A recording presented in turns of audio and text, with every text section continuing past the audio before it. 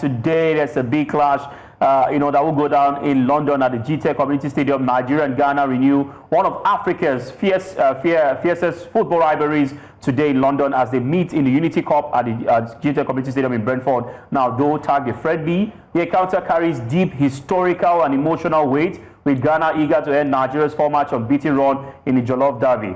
The Black Stars hold 25 wins in 58 past meetings, but recent form favors Nigeria. Now, the match comes at a pivotal time as Ghana, revitalized under Otto Addo, looks to maintain momentum after dominant World Cup qualifying wins. Now, the winner faces either Jamaica or Trinidad Tobago in Saturday's final, following a third-place game.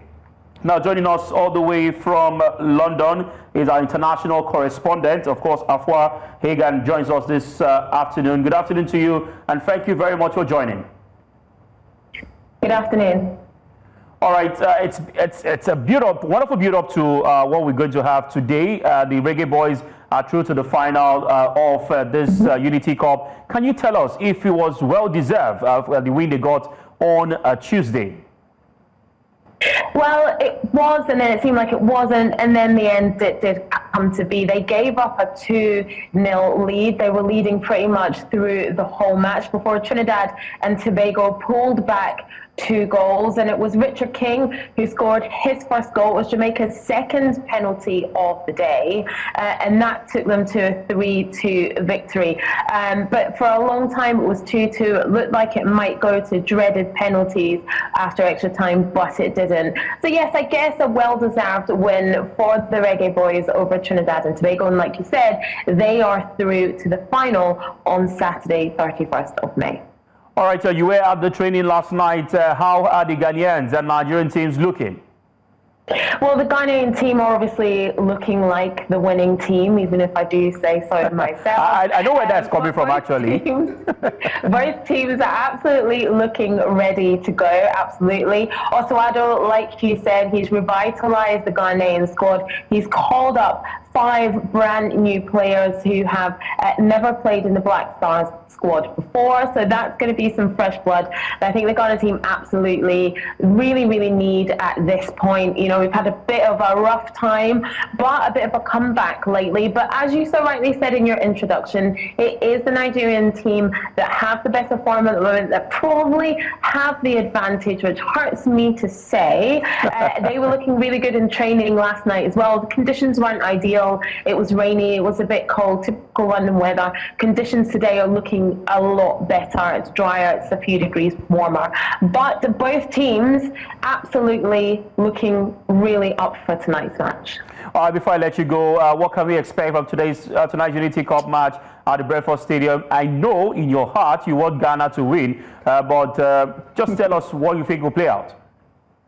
Yeah, I mean, it's going to be an incredible atmosphere at the Brentford Stadium. The first Unity Cup was held in 2004, and that was with Nigeria, Jamaica, and the Republic of Ireland. And this is the first iteration of it since then. The first time that Ghana and Nigeria met in a friendly was in 1960. So the Jollof Wars, as you put it, have been going for a long time. This Jollof Derby is highly anticipated. I just think that the atmosphere is going to be absolutely amazing. That's the one thing that we can guarantee in the stadium. And so, yes, I mean, it's not really about trophies. It's not like, you know, a FIFA World Cup trophy or this trophy on offer, up for grabs in this match. This is all about bragging rights, isn't it? That's what this is completely about. So there's going to be an incredible atmosphere, absolutely, and I think we can expect Ghana to do the needful. All right, Afua, before I let you go, please be honest. You've been to Nigeria before. Ghana Jollof or Nigerian Jollof? Oh, it's Ghanaian Jollof. I can't do that to my people. Ghanaian Jollof is the best. You know it, and I know it, and that's the end of that. All right, thank you very much, Afua, for joining us. We'll be keeping tabs with you in the subsequent edition of our show, and we're hoping to have the very best of football later tonight. All right, also joining us is the sports editor for sportsintel.ng that's talking about Enitan Obadinah. Enitan, we've left London. We're now in Nigeria. I mean, we've heard the Ghanaian version, and of course, our correspondent who gave us updates from the camp of the both teams. I would like to get your perspective to this. New players have been invited for Nigeria and both also for Ghana. We've also seen some Ghanaian players who are not part of this game. They've come to show solidarity to the Ghanaian squad in Ghana, and Coach Otto Addo says that he will do everything possible to win Nigeria. What's so important about this game that the Ghanaians are taking it so seriously against Nigeria? Thank you for having me in the game. Just like Afua said, it's beyond the game. And you know, this game is finding a perfect mix in a cup, in a competition or a friendly competition tagged Unity Cup that's meant to promote culture, brotherliness between these countries and connection of it. And then, of course, at the tip of it is having this Nigerian game and enduring rivalry that started years ago and that has been one of the high points of most of the biggest game in Africa.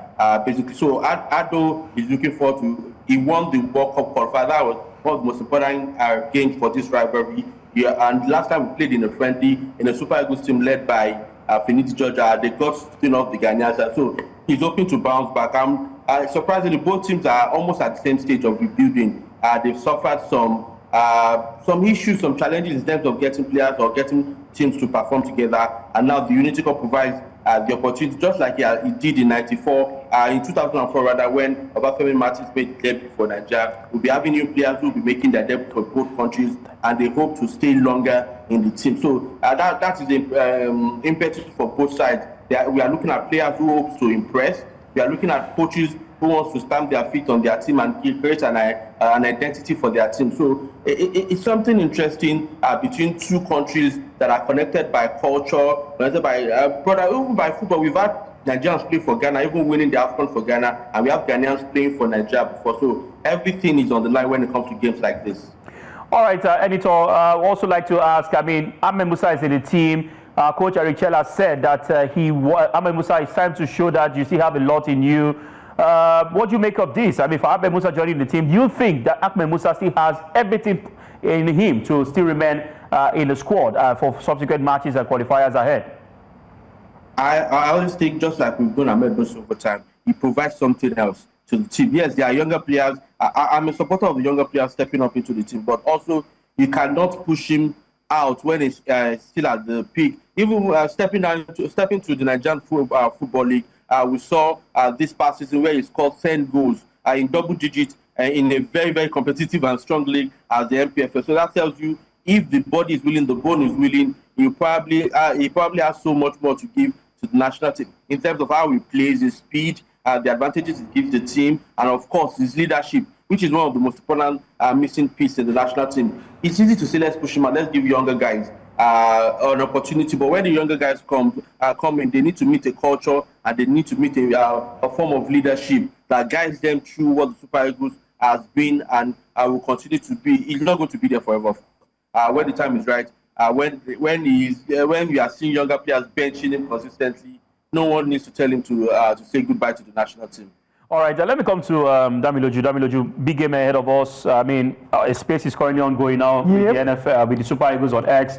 Ghanaians fans have been seeing comments on Twitter about the game, how they're going to beat the Brothers of Nigeria. And I'm optimistic that we'll get to see a number of fans come out in the stadium to watch this game. If you are in the shoes of Eric Chell, what would be your kind of team? Would you give the fringe players an opportunity to start the game? For instance, our local-based players right here in Nigeria over the ones who had a long season also too. Of course, not also forgetting Nigerian players back home. I think there has to be a blend.